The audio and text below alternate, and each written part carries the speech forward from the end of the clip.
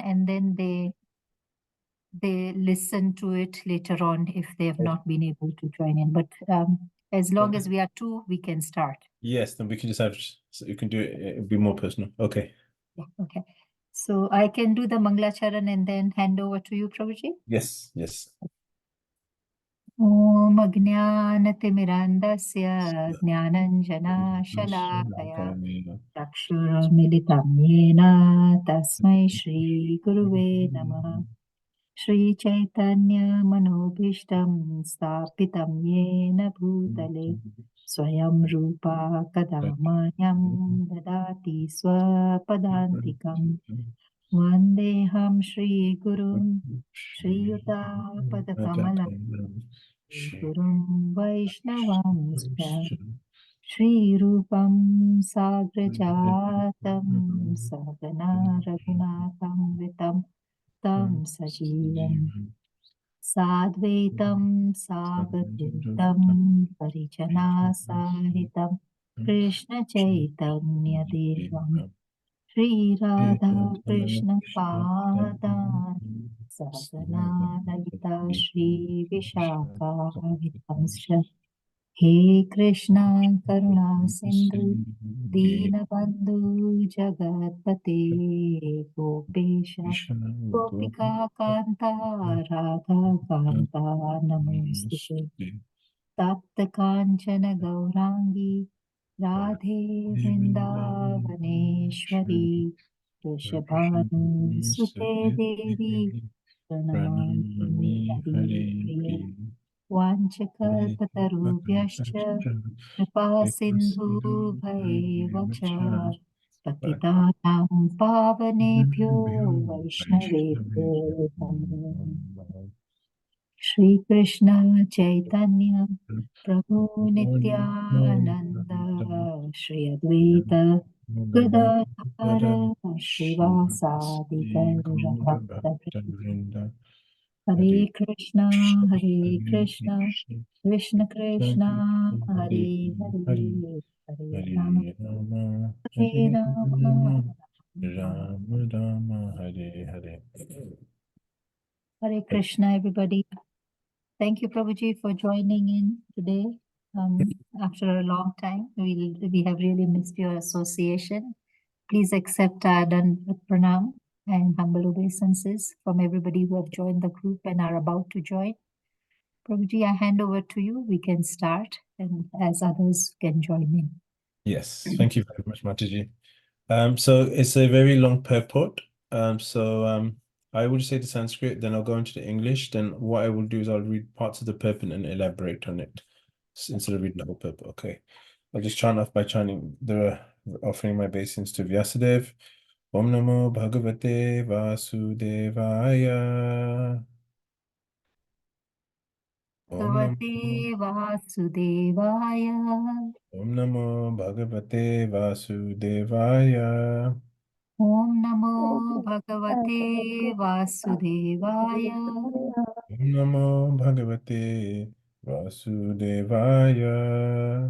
Om Namo Bhagavate Vasudevaya. So I'll just say the Sanskrit lines once, then you can repeat after me.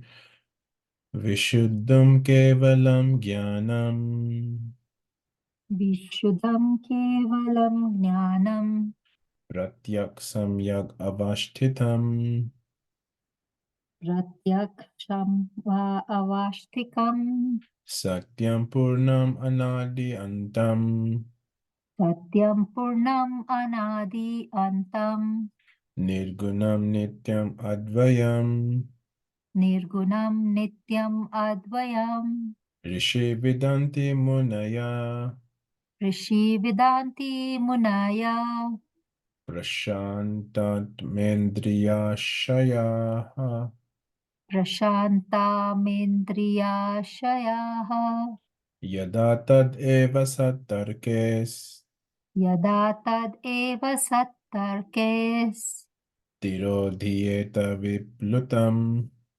Tirodhiyeta Viplutam Okay. Vishuddham, Vishuddham without any material tinge. without any material tinge. Kevalam, Kevalam, pure and perfect. pure and perfect. Jnanam, Jnanam, knowledge. knowledge. Pratyak, Pratyak, all pervading. all pervading. Samyak, Samyak, in fullness. in fullness. Avashtitam, Avashtitam, situated. situated.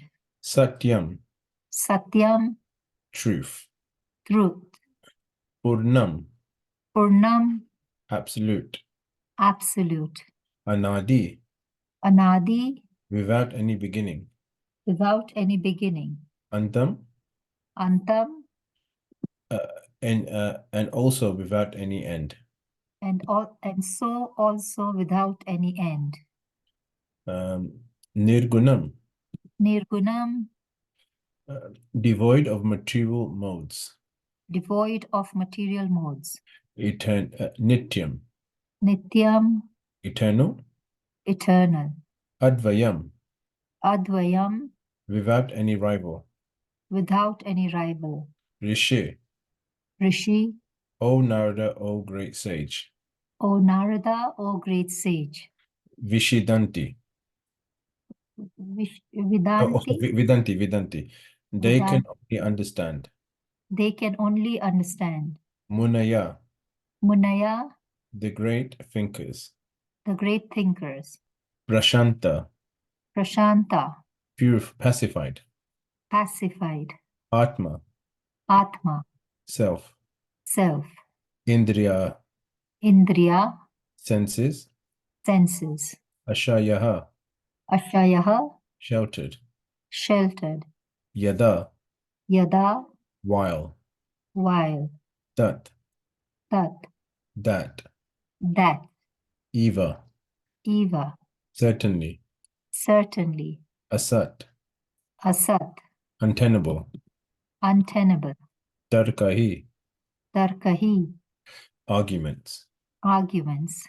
Tiradhyayate, Tiradhyate, disappears.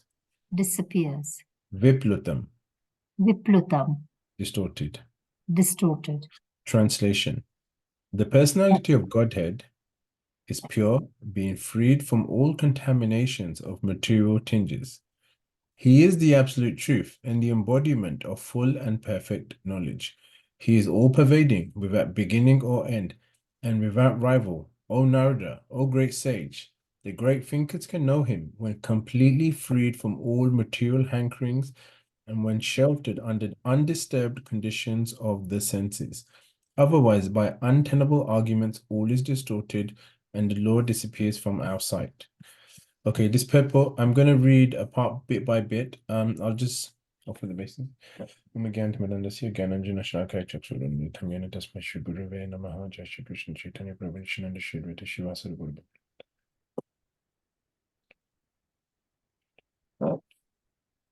Okay, I'll just read a bit of the purport.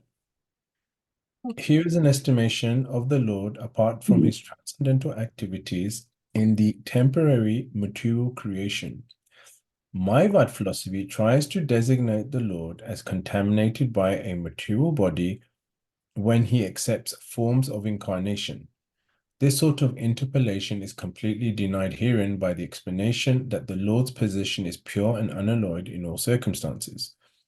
According to Mayavad philosophy, the spirit soul, when covered by nescience, is designated as jiva, but when freed from such ignorance or nescience, he merges in the impersonal existence of the absolute truth. But here it is said that the Lord is eternally the symbol of full and perfect knowledge. This is his specialty, perpetual freedom from all material contaminations. This distinguishes the Lord from the individual common living entities who have the aptitude for being subordinated by nescience, and thus becoming materially designated. In the Vedas, it is said that the Lord is Vijnanam Anandam, full of knowledge, full of bliss and knowledge. The conditioned souls are never to be compared to him because such individual souls have the tendency to become contaminated. Although after liberation, the living entity can become one with the same quality of existence as the Lord, His very tendency to become contaminated, which the Lord never has, makes the individual living entity different from the Lord. In the Vedas, it is said, Shuddhama Papa Vidam, the individual Atma becomes polluted by sin, but the Lord is never contaminated by sin. The Lord is compared to the powerful sun. The sun is never contaminated by anything infectious because it is so powerful. On the contrary, infected things are sterilized by the rays of the sun. Similarly, the Lord is never contaminated by sins. On the contrary, the sinful living entities become sterilized by contact with the Lord. This means that the Lord is also all-pervading like the sun, and as such, the word pratyak is used in this verse. Okay, so I'll read the next bit after a while. Okay, so we this is like like sometimes when we speak to people from different traditions, religious traditions, even in the Vedas, there's different, you could say forms of religion and people worshiping different personalities. When you ask them to describe God or describe his greatness, they give very vague terms. He's great, he's merciful, he's kind, he's angry. But they don't give the adjectives they give to describe him are very, they're kind of like you can get that from a dictionary, it's like what everybody would say on the street if you ask them. It's not very specific, like when you're writing, so a writer, he writes a book and he describes scenery. He uses very specific, very exquisite words, and it's not your standard words he uses. So in this the verse, we're seeing words like Vishuddham, Kevalam, Jnanam, Pratyak, Anadi, Nitya. It's basically covering every angle of why Krishna is the Supreme Personality of God and what is the qualification of God. In the first canto of the Bhagavatam, the first purport, I don't think it's the first purport, but it's in the first canto. I believe it's the preface, or if I'm correct. Srila Prabhupada, he talks about how he uses the term the absolute truth to refer to Krishna. He doesn't use the word God. Actually, you don't really see, it's very rare when Prabhupada uses the word God. He uses the word absolute truth because the word God can refer to a demigod, it can refer to a lesser being, higher than humans. But when you say the absolute truth, you're saying this is the ultimate, this is the highest, this is the supreme truth. Because God is, all goodness, all truth, everything comes from God, goes from Krishnas. So therefore, he's called the absolute truth. And one devotee was saying that by calling Prabhupada the absolute truth, he basically covered all these steps where people go from speculating about God to just giving a very definitive scientific term to describe Krishna, which is the absolute truth, Param Satyam. And you don't really see this when people talk about God. They don't describe God like this. They don't say he's the supreme truth. They just say he's God. And it doesn't mean anything in today's world. Like sometimes we see the word God being used to refer to famous football players. He's the God of football, he's the God of tennis. So it doesn't really have much value. So this is I just really liked it. I was really fascinated by all these words, like you can give a seminar on each of these words. It's so deep, it's so unlimited. Satyam, Purnam, Nityam, Advayam, Munaya. Now, obviously, they're giving adjectives. They're not giving examples of what Krishna is, because we can give examples. So so then, a lot of people's understanding of God is very vague and it's very limiting, because they don't believe a lot of people believe in God, but when you talk about God's personality, his name, what he likes to do, his associates, they immediately say that cannot be God because that's limiting God. So, regulating God to a person, an old person, or to just a flash of light is much more, for them, a fuller expression, elaboration, description of God. But we know that this is limiting because we have a form, we have feelings, we have tastes, we have associates, we like variety, and we're a jiva, we're like a insect. in the ocean of the material universe. And there's trillions of jivas like us who also have the same type of desires, same type of experiences, same type of forms. We have all this. If so, God does not have this, then that means God has something we don't. God cannot. We have something that God doesn't have, and we know by definition that God, Krishna, is He who has everything and more. So therefore, that cannot stand. So a lot of people in the West, Prabhupada, like Prabhupada, when he came in his pranam mantras, he says he's come to the West to destroy Mayavad philosophy and voidism, Buddhism, or the atheistic idea there's no God, because society is actually heavily contaminated by Mayavad philosophy and atheism, especially Mayavad philosophy. I remember hearing a class by Ravinder Swarup Prabhu, and he was saying that in 26 Second Avenue in the early days, Prabhupada would talk about Mayavadis, and he would defeat their arguments. And someone said during Prasadam time, one devotee said to another devotee, "When was the last time you ever saw a Mayavadi?" Because they thought Mayavadis were this ancient group that existed in Krishna's time, or they existed hundreds of years ago. They don't exist anymore, and their philosophy is not practiced. It's just an obscure group, or it's like an ancient group that existed. But when later on they realized Prabhupada was actually speaking about them, because they live in the West, they're contaminated by Mayavad philosophy.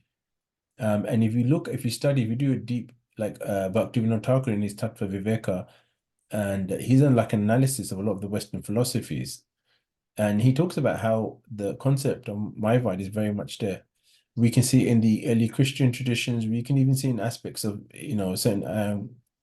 certain schools of thought for Islam and Judaism. And I mean, when we know it's in our school of thought, even within the Vedas, we come across that a lot. People who followed Advaita Vedanta, and there's many different types, even in Western philosophy.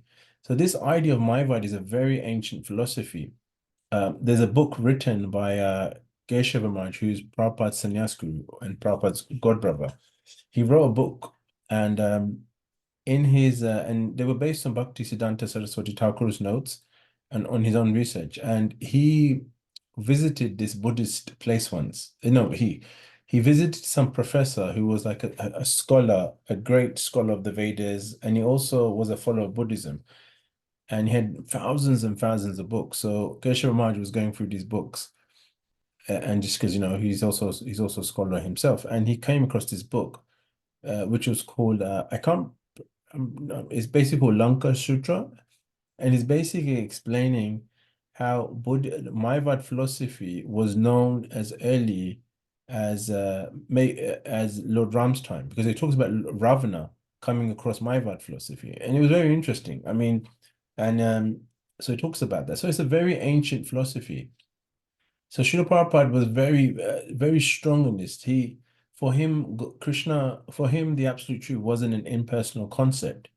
It was a person who was distinct from him. He was a loving associate. He was a beautiful person who he has a relationship with. And Prabhupada fought very hard to establish that.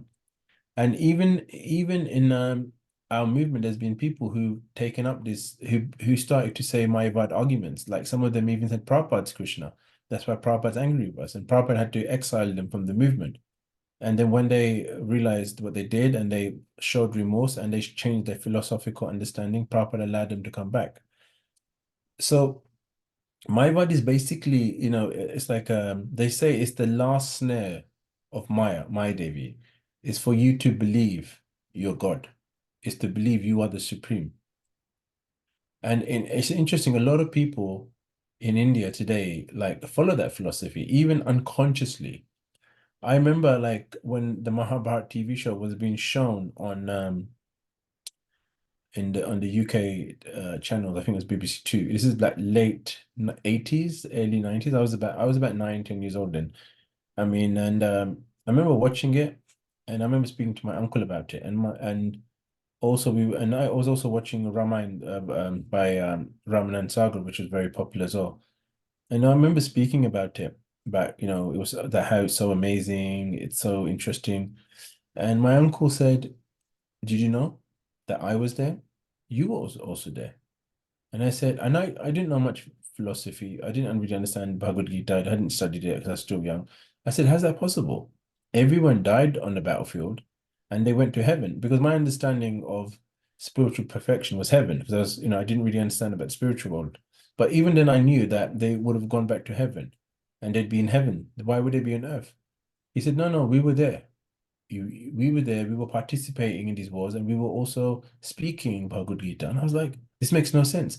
And it was like, how can I be the person who's been fighting and also another person who's speaking it? It doesn't make sense. That you're going to lose your identity. And even then, it was like such a disturbing, illogical philosophy. When hearing about it, it just didn't make sense to me.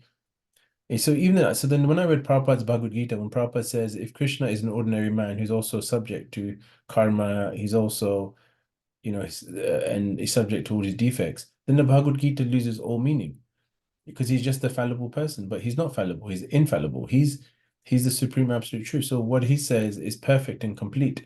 It explains reality perfectly. And people have turned to it and gained great spiritual realization from reading it, and receive great guidance to go back to Godhead and to do their duties. So he cannot be an ordinary man. I mean, these words are very, very like clear. He's Nityam, he's Satyam. And in a few verses earlier, we read that Lord Brahma, he's saying that even he doesn't understand Krishna. And he was saying that Lord Shiva, no one understands him. And we know the story of Lord Brahma when he came to Krishna's palace in Dwarka. And when he appeared at the door, knocked, and the guards answered and said, "Who are you?" So the Lord Brahma was taken back by this. He said, "Who? What do you mean? Who am I? I'm Lord Brahma. I'm the most famous person in the universe. I'm the original. I'm the father of the universe. I'm the person who engineered this universe." So then, so what the guards went to Krishna, who was in his, and said to him that Lord Brahma is here. So then Lord Krishna said, "Which Lord Brahma?" So then they went back and said, "Which Lord Brahma are you?" So then Lord Brahma was even more bewildered. He said, "What is wrong? What's going on with this? What's going on here? This doesn't make any sense." So anyway, eventually after some conversation, he was allowed in. And when he came inside Krishna's courtyard, so his assembly, he was so astonished and bewildered to see that there were many other Lord Brahmas. Some had 10 heads, some had 100 heads, some had 1,000 heads, some had 1,000,000 heads, some had 10 million heads. And Lord Brahma has 4 heads.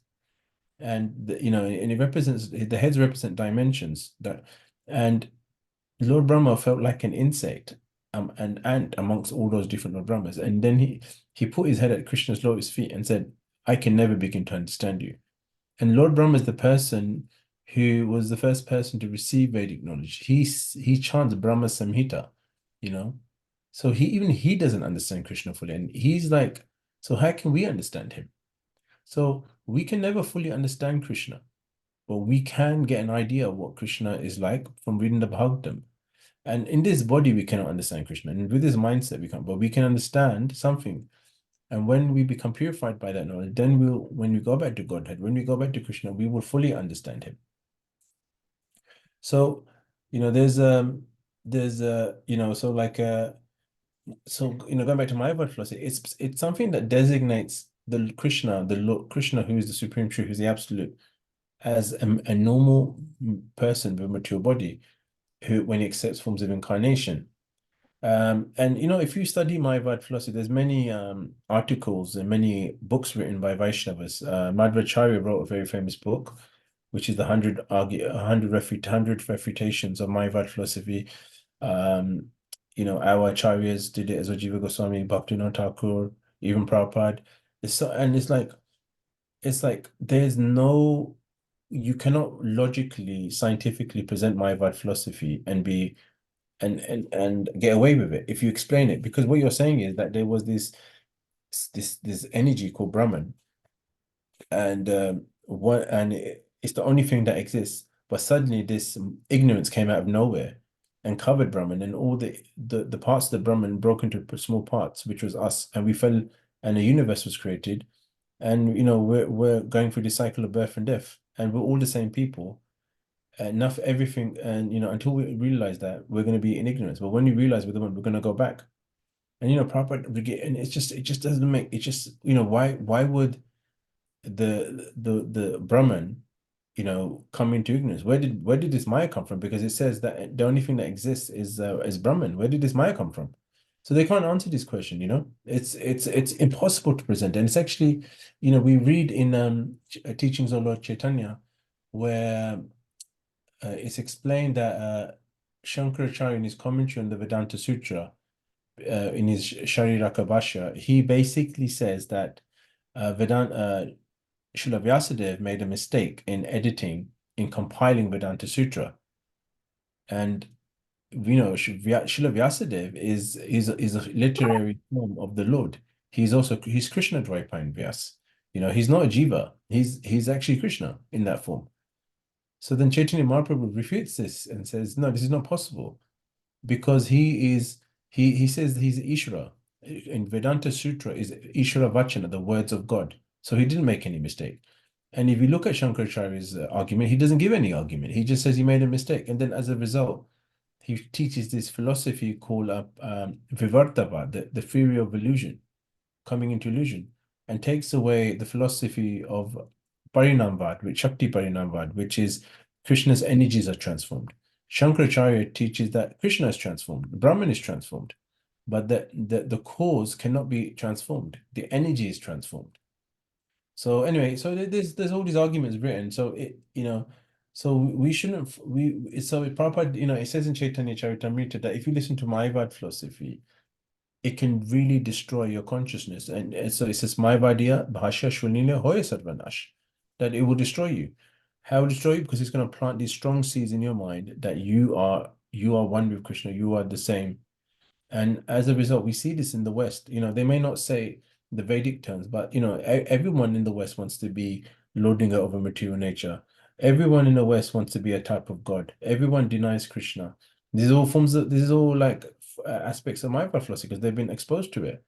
And in America, I've noticed that Hinduism, Buddhism is becoming very popular now because of yoga and vegetarian food and pseudo spiritualists, and they're using all these impersonal Mayavad terms, and people are like, wow, this is spiritual, it makes me feel so good. But if they actually study it, what it actually means, they would be bewildered. So none of them are actually learning true spirituality. They're just learning this hodgepodge, this misinterpretation of the Vedas. And so, like when Prabhupada reads the Bhagavad Gita, when writes the Bhagavad Gita, he's very clear that, Krishna is a person, his senses can do anything what the other senses can do. His form is eternal, he's beautiful, he's strong, he's all powerful, he's all knowledgeable, he's all renounced, he's all famous. And there's so many examples Prabhupada gives. Prabhupada gives examples of why Krishna is called by different names. So it's such a personal thing.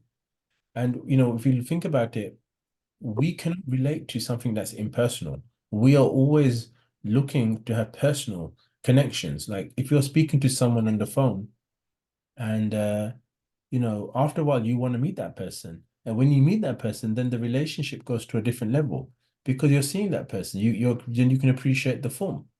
In the same way, you can only appreciate Krishna or the absolute truth when you know what he looks like, when you see him, when you hear about him. So then when I was in London, I remember this devotee was arguing with this Muslim guy, and the Muslim guy said, "You don't need to worry what God looks like. You'll find out when you get to heaven." And the devotee didn't really answer him, and I was like, "Why isn't that important for you to know? Why isn't God revealing himself? What's the problem? Why is it only a certain person saw him? What it's like, how can you love someone if you don't know anything about them? And it's a fact. There's no scientific explanation of Krishna or the absolute truth in any of the scriptures. They don't have a clue. All they say is God is loving, God is great, God is angry, God is this, but there's no understanding of Krishna and his incarnations in a very clear scientific way. So, so and so I'm just gonna read a bit more because I'm just gonna carry on from this. But you can say a lot about this. I'm not sure what I got up to, but I'll just read it. I think I was here. Sun is not content. Nothing is okay. This means that the Lord is within everything and He's also covering also without being disturbed by the activities of the individual souls. He is therefore infinite, and the living entities are infinitesimal. In the Vedas, it is said that only the Lord alone exists and all others' existence depend on Him. He is the generating reservoir for everyone's existential capacity. He is the absolute supreme truth of all other categorical truths. He is the source of everyone's opulence, and therefore no one can equal Him in opulence. Being full of opulences, namely wealth, fame, strength, beauty, knowledge, and renunciation. Certainly, he is the absolute truth. And because he is a person, he has many personal qualities, although he is transcendental to the material modes. We have already discussed the statement, Itam Bhuta Guno Hari. His transcendental qualities are so attractive that even the liberated souls are also attracted by him. Although possessed of all personal qualities, he is nevertheless omnipotent. Therefore, personally has nothing to do, for everything is being carried out by his omnipotent energies. This is confirmed by the Vedic mantras. Parasya Shakti Vividheva Shruyate Swabhaviki Jnana Balakriyacha. This suggests his specific spiritual form, which can never be experienced by the material senses. He can be seen only when the senses are purified by devotional service. Yam Evaishya Vrunute Tena Labhya. So this is very powerful. Krishna is it's he basically he has many energies, unlimited potencies, but they can be categorized into three energies. There is the Yoga Maya, there is the Antaranga Shakti, and then there is the marginal energy, which is what we are. And then there is the Bahiranga, or the external energy, which is Maya Devi, this material world. And Yoga Maya can be broken into three categories. Yoga Maya can be you have the go ahead, man. You have Haladini Shakti, which is Radharani. You have oh God, I forgot the names now. This was Sandhini and Sambit, and both of them are controlled by Lord Balaram.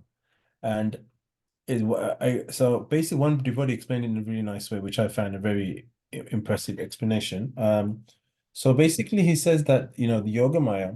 So like all the other energies, even though because even though like Lord Balaram, so Lord Balaram is considered to be the spiritual teacher. He gives spiritual knowledge. He gives the guidance by how you practice spiritual knowledge practice spirituality in Self Krishna.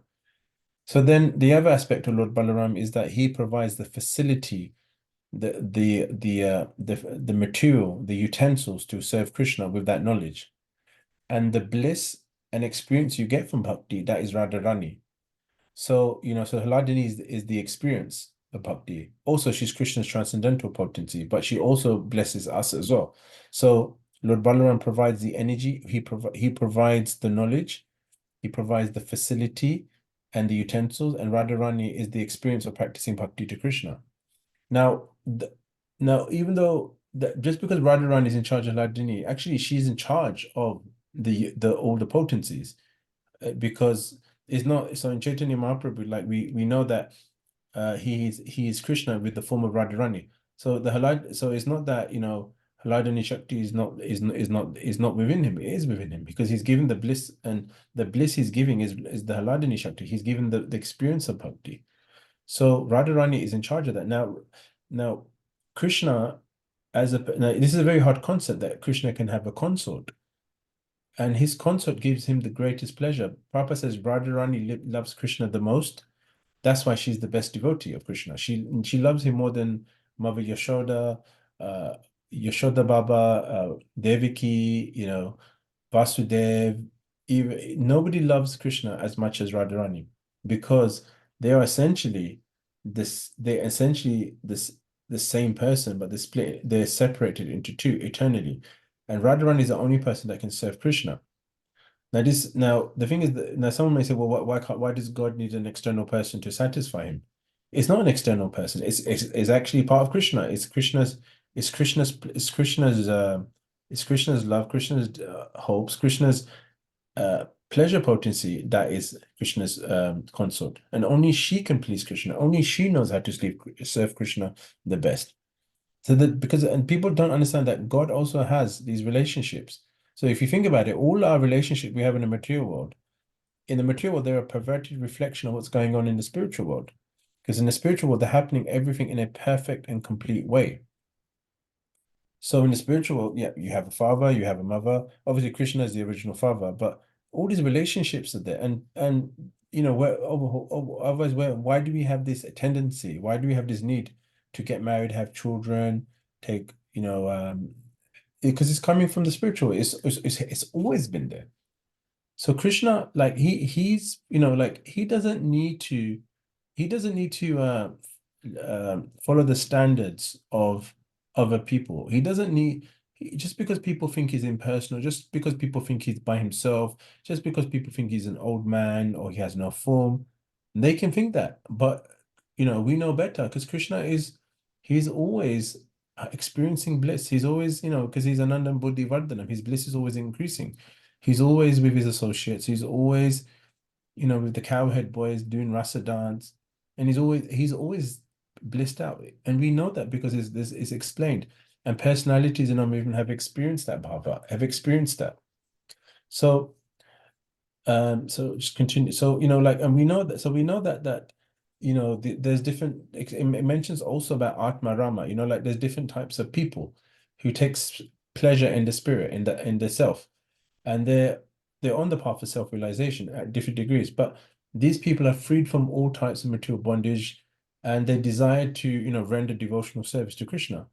So this means that Lord possesses qualities that even attract the liberated souls. If you think about it, if you read the Bhagavatam, read Krishna book, it talks about how even Mahavishnu is attracted to Krishna. What to speak, for Lord Brahma, we know that Lord Brahma, Lord Shiva is, but even Mahavishnu, and all the different expansions of Krishna that come from him are all devotees of Krishna. They all bow down to Krishna. It's explained that when Krishna is doing the rasa dance, Lakshmi, who's the chaste wife of Mahavishnu, of Narayan, wants to leave the chest of Narayan and participate. Mahavishnu, we read that how he tricked Arjuna to come to bring Krishna to see him because he wanted to find out about who was killing the Brahmana's children. And Mahavishnu says that I arranged all this because I wanted to see you, Krishna. So Krishna's expansion, who's also got him in a different form, is also attracted. So that means there's so much beauty, there's so much unlimited attractive qualities within Krishna. So I'll just continue reading. I just want to come to the main bit. I may miss something. Okay. No one can be compared to the Lord, as the Vedas declare. Evam eva aditvyam brahm dvaita dvaibrahayam bhavati. The Lord has no competitor, and he has nothing to fear from any other being, nor can anyone be equal to him. Although he is the root of all other beings, there are basic differences between him and other beings. Otherwise, there would have been no necessity for the statement in the previous verse that no one can know him 100% as he is. That no one can fully understand him is explained also in this verse, but the qualification for understanding to some degree is mentioned here. Only the Prashan Atmas or the unalloyed devotees of the Lord can know him to a great extent. The reason is that devotees have no demands in their lives but to be obedient servants of the Lord, while all others, namely the empiric philosophers, the mystics, and the fruitive workers, all basically have some demand, and as such, they cannot be pacified. The fruitive worker wants a reward for his work, the mystic worker wants some perfection of life, and the empiric philosopher wants to merge in the existence of the Lord. Somehow or other, as long as there is demand for sense gratification, there is no chance for pacification.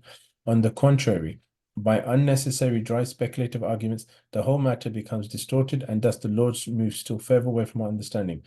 The dry speculators, however, because of their following the principles of austerity and penance, can have knowledge of the impersonal feature of the Lord to some extent, but there's no chance of their understanding his ultimate form as Govinda, because only the art malat manas or the completely sinless persons can accept devotional service to the Lord, as confirmed in Bhagavad Gita chapter 7 verse 28. Okay, so this reminds me of like a story. It's quite funny. So Srila Prabhupada, he was some Dr. Patel came to see him, who was a professor of Hinduism. And so Prabhupada, Prabhupada greeted him, invited him in, gave him a respectful seat. And Prabhupada, so Prabhupada said to him, "You're teaching Hinduism." So Dr. Patel said in a very proud way, "Yes, I am." So Prabhupada said to him, "What is that Hinduism?" So Dr. Patel said, "I don't know. You tell me what Hinduism is." So then Prabhupada said, "You don't know?" then why are you teaching Hinduism if you don't know what it is? And then he called Sir Damodar Maj, who was there. He introduced him and said, this is Swap Damodar. He's a PhD. Let us get his opinion on this. And Swap Damodar Maj said, Prabhupada, he's a cheater. So then Prabhupada said, have you heard his judgment? He's called you a cheater. So anyway, Dr. Patel got angry and raised his voice at Prabhupada. And the professor and Srila Prabhupada were immediately into battle. And Dr. Patel said, you teach me if you know what religion is, and you teach me. And Prabhupada said, the spiritual master is not your servant. First first you surrender, first you pay obeisances, then I'll teach you. So then Dr. Patel said, well, I did pay obeisances to you when I was coming in. So Prabhupada said, my first instruction to you is stop this cheating.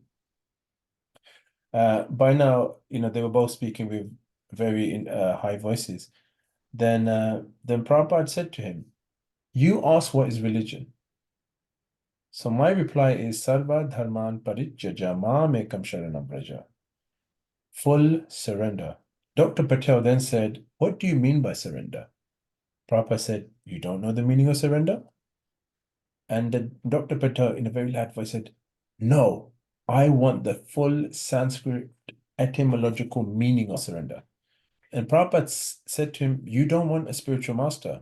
You want a Sanskrit teacher. We cannot waste our time.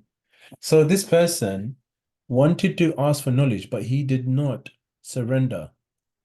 And like Krishna recommends in the Gita. So, it says here, only the Prasanna Atmas or the unalloyed devotees can know him to a great extent. So the first way to understand Krishna is to surrender. So you have to surrender. Bhakti begins with surrender. Then when you surrender, then Krishna takes charge of you. Then he will guide you. He will introduce you to devotees. He will arrange for you to be trained up. He will arrange everything. But first you have to surrender. And it says in the fourth, I think it's the fourth chapter, it says,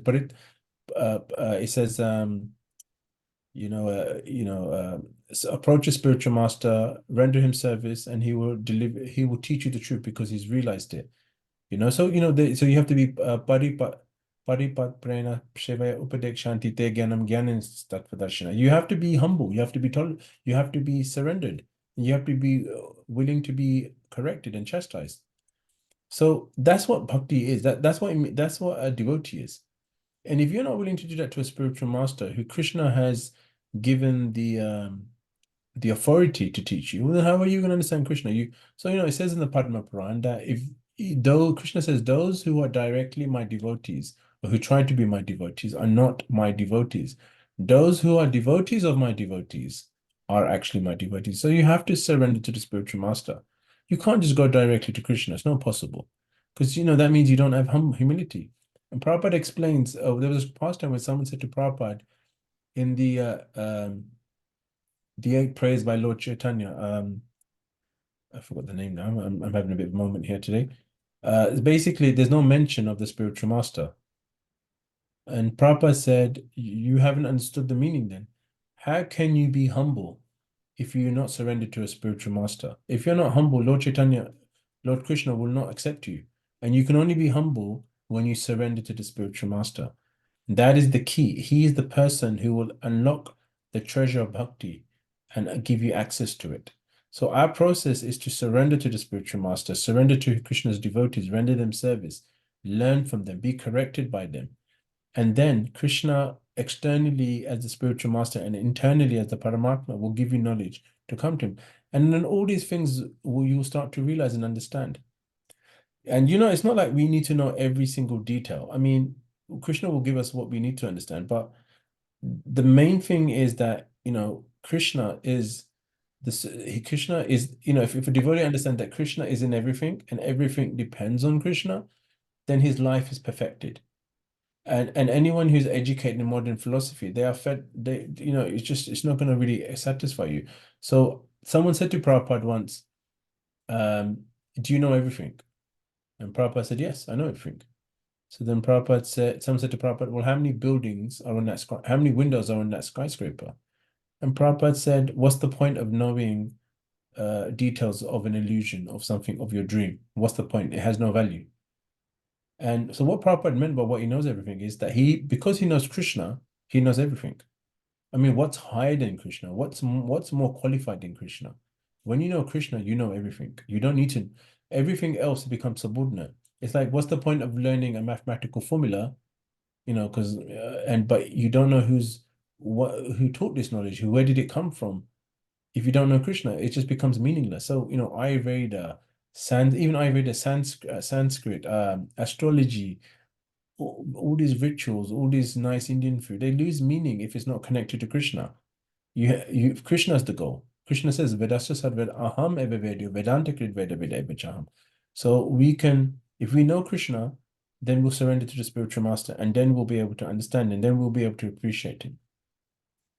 So anyway, I'll stop here if anyone has any questions for me. Hare Krishna, Prabhuji, thank you so much. Is it possible to stop sharing? Then we can see you. Oh, you can't see me? Oh, yeah, sorry. Yes. Can you see me now? Yes, we can see Very you. fantastic. Hare Krishna, are there any questions or comments from the group? Prabhuji, you said that Brahma's forehead determines the 4 dimensions. Prabhuji, what are these 4 dimensions? I thought Oh, there were it's 4 directions. yeah, so that's what I meant to say. So like, I mean, well, actually, our universe has more than dimensions than that. But Lord Brahma's 4 heads represents the different directions as well, north, east, south, west. And you know, where we have a very limited understanding of reality. And you know, if you go high up in the planetary systems, you can really understand reality and the dimensions to a full degree. So, but the other, because our planet, according to Brihad Bhagavatamrita, is this one of the smaller universes. If you go to the different universes, they have universes which have where Lord Brahma has more heads. That also refers to the different dimensions, different directions. It's not northeast or southwest. No, there's different proper directions, and the universe is much more rich. It's much more varied, much more how can you say in I can't think of the word, but you know, it's much more varied, it's very different from us. It's like we have a very basic level of reality. Whereas if you look at the other universes, it's much more and it's much more technical, it's much more elaborate. So that's what it means. It refers to that. Thank you. Thank you very much for that clarification. Any questions or comments from the group? Ruchi, if you can elaborate on Samvit and Samdhini. You explained us already, but we have time, so we So can. yeah, I was actually just looking for that. I don't wanna I'm gonna say it verbatim. You know, just bear me 1 second. I just thought this was the best explanation of the Sandini potency. So if you just bear with me, this devotee said it was like I think it was Gauranga Prabhu. I heard in this class, and for me, this was the best explanation I've ever heard. So just bear me 1 second. If I can find it. I'm just having a bit of a funny day today. I know. All right, here it is. Okay. I've got it. I'm just gonna read it. So basically, obviously I've done it in note form. Oh no, that's not it. Where is it? Sorry about this. So we know that Haladini is the pleasure potency of Krishna. Okay, and there's Samvit and Sandini. Now, we use different definitions, different terminologies to describe it.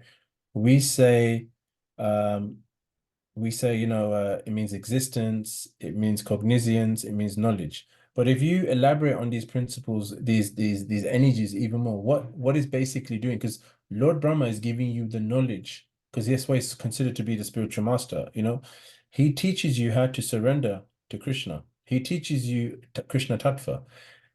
Now, his second part is, you know, because he expands, he provides the facility for Krishna to have his pastimes. But another part of that is he also provides the facility, like a deity worship, Vedic scriptures, you know, the arti paraphernalia, the madanga. These are all instruments that are used in bhakti. That used to bring out our bhakti so we can get trained on it. So he also does that as well. So so they basically one is providing knowledge. Lord Balaram in one aspect is providing an He's providing knowledge. The other aspect, he's teaching you, he's providing the facilities, the material to serve Krishna. And then Radharani is giving you the experience of practicing these things. So Bhaktivinoda Thakur actually talks about this in his book. There's quite a few books he talks about this. There is Jaiva Dharma and Das Mula Tattva. These are really, really good books. I'd recommend you to read them, especially Das Mula Tattva. It will explains it on a very deep level. But the experience we get, I think, that's why we give so much recognition. There's a day when we have Vyas Puja, we give so much adoration to the spiritual master, and we thank him for everything he's done for us, because he's representing Lord Balaram. He's representing Vyasadeva, and Vyasadeva, is also a form of the spiritual master, and we're getting that knowledge. That knowledge is giving us the tool, giving us the keys to get out the material world. And then he's also providing the things to help us get out the material world, not just knowledge, but the utensils. So it's very profound. And what sustains us is our experience and taste in bhakti. And that's Radharani. And we don't really talk about that so much, but we all experience bliss when we chant Hare Krishna, when we have Krishna Prasadam. I mean, it doesn't even have to be opulent Prasadam. It can be very simple. It could be noodles. And because we've offered it to Krishna, Krishna's saliva is on that. And we can taste it. We can taste it tastes different. There's so much love and so much devotion in it that Krishna accepts it. And there's scientific studies done where there was a Kandadi Prabhu in the UK who's doing scientific preaching. He talks about how if he did a scientific experiment where there was two food items which were in containers. One was abused, one we said bad things about, the other one was glorified. And after 1 year or 18 months, the food that had been glorified did not decay. It was actually not, I wouldn't say edible, but it was in a better condition than the one that was abused. So that's because our consciousness is going into it. So what do think of offering something to Krishna and Krishna's taste it? Imagine how rich that's going to be in spiritual potency, and that's going to improve our consciousness, make us more stronger in Krishna consciousness, So like that. Is that okay? Yes, Roshi, thank you. Thank you for that explanation. It's sinking in slowly. Any other questions or comments from the group? Okay, there are no more questions or comments from the group. We are going to exhaust our time as well, so we can end this session here today. Yes. Indulekha Mataji, are you able to close the session for today? I see there is PG Das. Maybe he is not a regular person in this group, but we welcome you. Thank you very much for joining in this group. We meet every day at the same time, same link. So yes. Kindly, if possible, you can join in again whenever time suits you. Hare Krishna. And we can welcome you. We can welcome Prabhuji with 3 Hari Bols. Indulekha Mataji, you can guide us. Hare Krishna, please kindly accept my humble obeisances, O good Srila Prabhupada. Thank you, Prabhuji. Thank you very much for this nice class. You took us to Vrindavan, you took us to Radharani, you took us to Balaramji, and so on and so forth. Very nice explanation. And you explained about the Shaktis also. And yes, Prabhuji, we need to be reminded every now and then. And these little stories of Srila Prabhupada also revived us a lot. We forgot about all this that Srila Prabhupada has done. Sometimes we just talk about ourselves while giving a class, and we talk about other things, but we forgot Srila Prabhupada. But thank you so much. And I will please request everyone to unmute, and we chant the Hare Krishna Maha Mantra to glorify Prabhuji for this nice class. He took his time and energy and knowledge also to research and to come and speak on this platform. So thank you so much. So please, can we raise our hands and we say, chant the Maha Mantra. Hare Krishna, Hare Krishna, Krishna Krishna, Hare Hare, Hare Rama, Rama Rama, Hare Hare. Now please let's say free Hari Bol to welcome our newcomer, PG Das. Hare Krishna. Hari Bol. Hari Bol. Welcome, Prabhuji. Bol. Welcome, Prabhuji, on this platform. It's a very nice one. We are like not a lot of members, but I love it because, you know, the more people, the more we get distracted sometimes. So this one is small and I love it. I am here most of the time, you know. So thank you for joining. And now we are going to close the session by saying the prayers. Vanchakalpatarubhyasya kripasindu savaivacha patitanam pavanebhyo vaishnavebhyo namo namaha. Prantaraj Srimad Bhagavatam ki jai, Ananda Koti Vaishnava ki jai, Srila Prabhupada ki jai, Ajuri Yakara ki jai, and Dharmaraja Prabhuji ki jai. Hare Krishna. Jai. Thank you. Krishna. Thank you Thank you so everyone for much. joining. Thank you. Hey, well, Hare Krishna. Hare Krishna. Thank you very much, Thank Mataji, you. for ending the session so well. Thank Hare you. Hare Krishna. Krishna. See you next week. Hari Bol. Next Saturday. Hare Hare Bol. Krishna. Thank you. Hare Krishna. Hare Bol. Hare Bol. Thank you, Prabhuji, Thank Mataji. Thank you, Pramila Mataji.